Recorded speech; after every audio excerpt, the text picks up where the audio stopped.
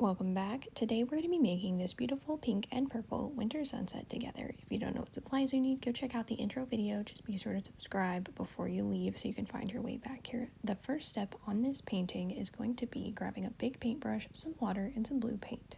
It doesn't matter the shape of the brush, just get it nice and wet, get a lot of blue paint. Get this arch shape at the top and then a little flat area of blue at the very bottom. Then while the blue is still wet, jumping immediately into a little bit of black paint. We're just going to lightly add that into this blue. We're not going to turn the whole section blue. We're just going to streak it around a little bit at the top where it's arched to get a little bit darker. With our purple paint and a clean brush, we're going to make that line right there. It's not quite the middle of the painting. It's a little bit below. And then we're going to add that same purple in arches right underneath that blue smaller arch that we have started, and then right above the bottom blue line going flat across at the bottom. And of course, just gently blending that purple a little bit into that blue. We want to keep those two colors separate, but we do want them to blend from one to the other. And then of course we can streak them around a little bit so that we get some more play with the color that's on there. Maybe taking some blue and putting it onto that purple while everything is still wet to lighten everything up where we added that black. We're still going to get that little bit of a darker tone from the black at the top up here. We're just adding the blue so that it's not such a harsh change between the colors. Of course, adding in water if the paint's getting hard to move around. The brush shape doesn't matter, just going for something you're comfortable working with here, mostly for size since this is our background and it takes up a lot more space with our paint. You're doing a great job. This is looking wonderful already. Just take your time to smooth things out and get to your happy place. We still have a lot of layers to add on top of this. The next step is just going to be to clean out that brush and get a little bit of plain white paint, and we're just going to hit this white spot that doesn't have any wet paint on it yet in the middle. That way everything is wet and easy to work with. Then jumping straight into some hot pink. If you look close to that paintbrush, you might be able to tell I didn't even clean the white out. Just getting some hot pink and sprinkling it on right at the peaks of the arches. I've got two up there that are arched, so I'm doing two little stripes of pink at the top and then fanning that pink through the bottom section, mostly in the middle, but it is going to mix and blend as the paints on the bottom are still wet. And of course there was a little bit of white still on my brush, that's why it's so light down there at the bottom. And then just wiping that brush off, getting a little bit more white and gently blending the white into the pink in this top section, just right on the two edges where they meet. That pink is still wet. It's going to blend very nicely, very smoothly. And even in this white section down here, you can see a little bit of that pink kind of pushing into it. It's going to stay pretty light overall since we did that base white coat on it. And then it'll just gently soften up into a lighter version of the pink. And of course, grabbing the blue and just kind of blending everything together here at the top. Just a gentle, light touch, lots of water. We can always add some more color back in, like right here, getting a little bit of purple and putting some of that on there where we've lost our purple on the right side, gently blending it into the blue, gently blending it into that pink and white section. This is the part where we really start to layer on those first colors that we did to get them lighter and brighter and more well seen. That first coat is always just a base coat to get things on and get them going, and then here is where they get really fun and really fantastic. So jumping into the purple, jumping back into the pink here, we can jump back into our white, we can jump back into that blue, we can even add some of the black back in if our blue isn't quite saturated enough with the darkness up at the top. It's just a matter of gently jumping back and forth between all those colors and softly blending everything to each other while it's wet, remembering that the more we press into a section, like right there, you can see the more we go over that, the more it's going to blend. So really pressing in a whole bunch of times, getting those nice streaks and that soft blend between colors, or just focusing on making that color very bright and very apparent by throwing it on and leaving it alone and not blending it out so much. If we want it to be very bright and vibrant, like we're going to do with the white here, we'll throw this on and blend it a little bit just on the edges, but mostly leave it very light in the middle by not blending it a lot in that spot so that it doesn't turn into the same color as what the wet paint is underneath it. You have basically figured this background out by now. It's the same step over and over again, just jumping between any of the colors we've already done on the background and pushing them in there to blend, or if we start to lose something, we put it back in there and we just keep layering until everything is nicely saturated and beautifully the color that we want it to be. And you can see this purple here now sitting on top of all those other layers of things is really starting to pop. And then of course getting back in with that blue, blending it a little bit into the edge of that purple, remembering to add a little bit more water into your paint whenever it gets hard to move around, and then of course jumping back to our hot pink. Right now our focus is mainly on the top of that painting. The bottom half does have color from what we threw on earlier, but that's still just the base coat that we are working on down there, and we're going to leave that alone to dry for a little while we keep our focus up here, hitting that white right in the middle to really lighten and brighten up the center there. That'll give that nice glow feeling to everything.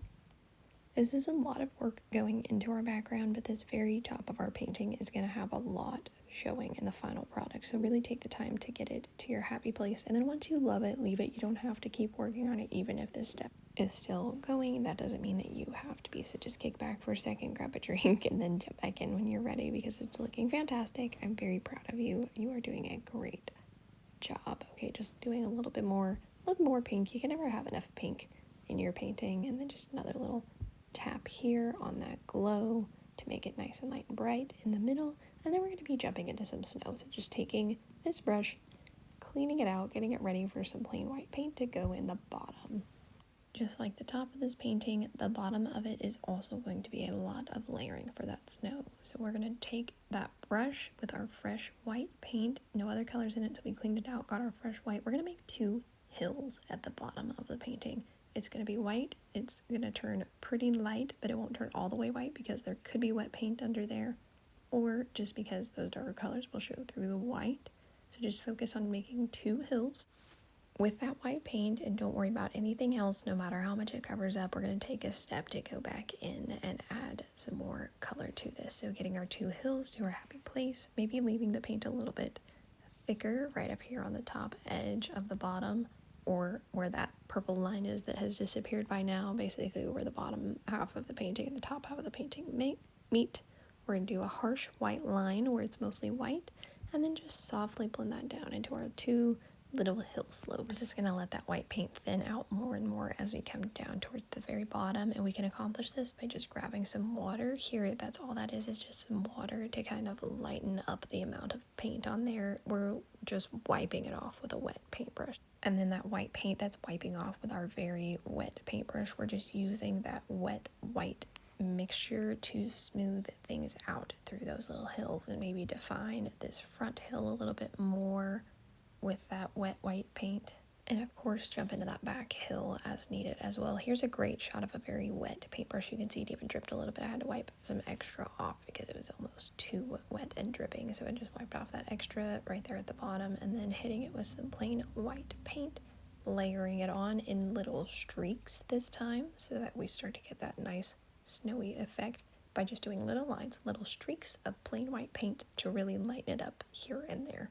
Remembering we have to kind of throw this white streakiness on top and leave it alone, because if we continue to go in there a lot, it's going to mix and blend with the colors that are wet underneath. Now that we have a great layout of our hills and we have the start of our whiteness at the top, we're going to darken it up a little bit at the bottom. This is just that blue, and I didn't even clean this brush out. I just wiped it off, grabbed a little bit of blue, and same thing we did with the white, with putting it on with little streaks and then leaving it alone, is exactly what we're doing here with the blue. A little bit of a streak of some blue on, streak on, don't blend, and then a tiny bit of white there at the top of the hill, streak on, don't blend. And then it's time for our tree. So switching to a smaller, more controlled paintbrush, we're going to take a very dark green color. We're going to make a bunch of these little pine trees. These are all the exact same shape over and over again. It's a line in the middle of the tree for the trunk, and then we put teeny tiny little dabs with whatever paintbrush you feel comfortable dabbing with, and they are just going down in a triangular shape where they are a little bit wider at the bottom, a little bit smaller at the top. Here's a little bit of a bigger tree, making it easier for you to see. These are just very light taps with the very tip of that paintbrush to get these tree shapes. The overall shape of the tree is a triangle where it's pointy at the top, wide at the base, but there is varying lengths of the branches through the middle. So sometimes they're going to be a little bit longer in the middle, and sometimes they'll be shorter and closer to that little line we do first for the trunk. And it doesn't have to be perfect. We're going to be adding a lot of snow on top of these, so don't fall in love just yet. We have a little ways to go, adding as many trees as we want to varying them in shapes and size. Sometimes they'll be a little bit skinnier, sometimes they'll be a little bit wider, sometimes they will be taller, sometimes they will be shorter. Some of them are going to have really big variations in the branch sizes, where they're really small ones, sometimes really long ones, and it varies but stays a triangle shape overall. Some of them might be more of a straight up triangle that is just hard to tell where the branches are. Again, this is just a smaller paintbrush shape. You can use a squarer one, a more rounded one, a more pointy one, whatever you're comfortable with. It is dark green paint, a little bit of water mixed in there. We make that little line for the trunk, and then we make little dabs for the branches. And you can do like little V shapes if you're more comfortable doing those, or upside down letter Vs, just however you like your little trees. Here you can see those dabs a little bit more clearly. It kind of gives you a good idea of how your snow is going to go on later as well.